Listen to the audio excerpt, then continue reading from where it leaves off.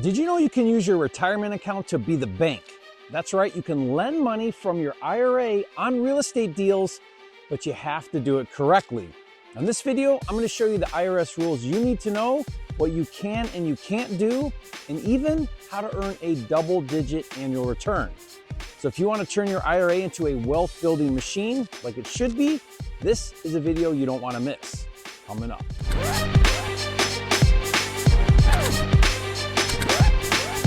The Real Estate Funding Kit is out now. Learn how to get 100% funding for all your deals without dealing with the banks. Claim your free copy at myfundingkit.com. My name is Jerry Norton, and for over 20 years now, I've used private money lenders to fund my real estate deals, and many of them use one of the greatest tools for building wealth. It's called a self-directed IRA. And here's the cool part. Most of my private lenders earn double-digit returns, tax-free or tax-deferred. But I've also seen investors get in trouble because they didn't understand the rules and they did it wrong. So let's make sure that doesn't happen. The intent of the IRA is to be a passive investment vehicle. Self-directing your IRA gives you the ability to choose investments outside the traditional stocks, bonds, and mutual funds, but they still must qualify. Now, if you decide to self-direct your IRA, you can invest in passive real estate strategies such as rentals, land, notes and trust deeds, syndications, and private lending. Keep in mind, any income generated flows back into your IRA, tax deferred if it's a traditional IRA, or tax free if it's a Roth IRA. Now, here's where investors get tripped up. You can't live in or use the property, family can't use it either, you can't swing a hammer or self-manage repairs, and most importantly, you cannot flip houses with your IRA. Flipping is considered an active business and it can trigger taxes and disqualify the IRA. So if you can't flip, what's the smarter play? Perhaps the best move is to be the bank. Your IRA can lend to flippers, landlords, or developers. Since your IRA is the lender, it's truly passive and meets the compliance rules of the IRS. But here's what makes lending better than most other investments. Your loan is secured by the real estate. The property is pledged as collateral against the loan to hedge your risk. Can't do that with stocks, and since you're earning a specific rate of return as the lender, it becomes very predictable, which is also not the case with stocks. Now, having said that, lending in your IRA isn't risk-free. You still want to make sure that you lend wisely. In lending, that is referred to as underwriting. When considering lending on a deal, there are two things that are absolutely necessary that you underwrite. First, and perhaps the most important, is the operator or the borrower. Who is the investor running the deal? What's their track record? How many successful projects have they done? Do they have references, a good reputation, and the ability to execute? Remember, a great deal in the wrong hands is still a bad deal. Be careful of what I call too good to be true returns. Once I offered a private lender a 12% return on a specific fix and flip project that I was doing, and she said to me, "Why would I lend to you at 12% when there's a flipper I met last night at the local investor club who offered me 18%? I replied, "You could, but keep in mind, 18% of zero is still zero." Inexperienced operators are high risk. After all these years doing hundreds of projects, I can't say every single one of them worked out perfectly, but I can say that I have, without exception, every single time paid back my private lenders. That's who you want to lend to. In fact, I'm always looking for new private lenders for my projects. I'll put a link in the description below where you can learn more. But no matter how good the operator is, you also want to underwrite the project. Aside from understanding the scope and details of the project, the biggest thing to understand are your loan to value, timeline, and exit strategy. Loan to value, or LTV, tells you how much equity you have.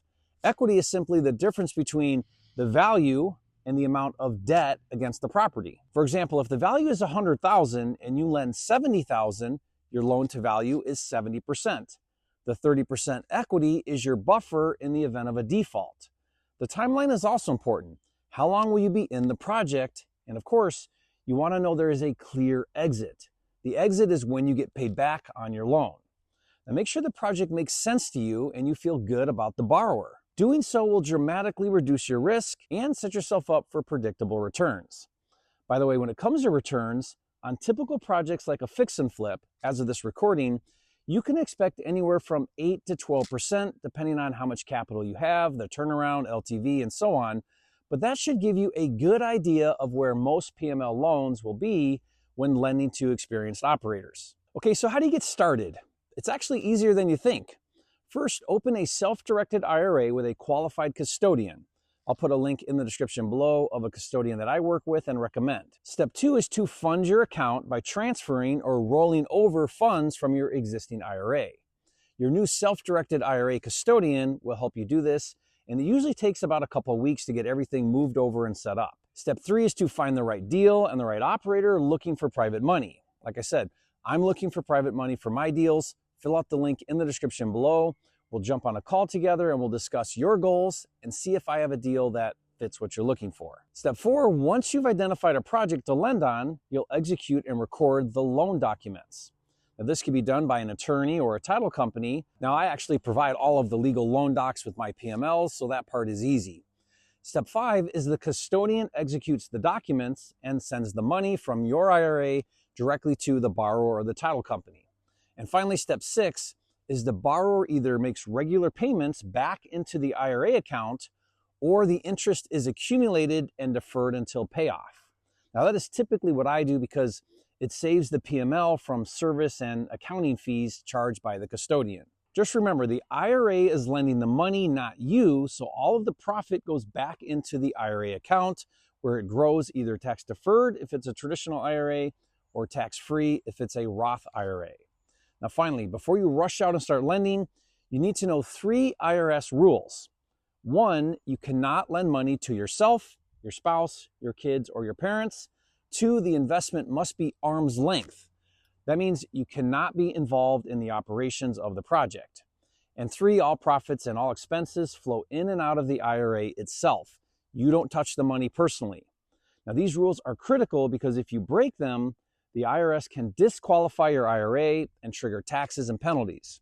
Just work with your custodian to stay compliant and you'll be fine. And just to show you how powerful lending from your IRA can be, check this out. Let's say that you lend $100,000 at 10% interest compounded annually. Your $100,000 principal would double to $200,000 in just a little over 7 years.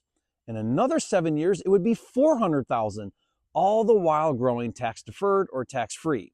And you never lifted a finger. That's pretty cool. Now, I know it can be a little intimidating at first, so I created a guide with everything that you need to know about becoming a private money lender. I'll give that to you for free. Download link in the description below. And if you've got at least $25,000 to work with and you'd like to lend to me, fill out the form in the description below. We'll schedule a call and I'd be happy to answer any of your questions and help you get started. And I'll see you on the next video.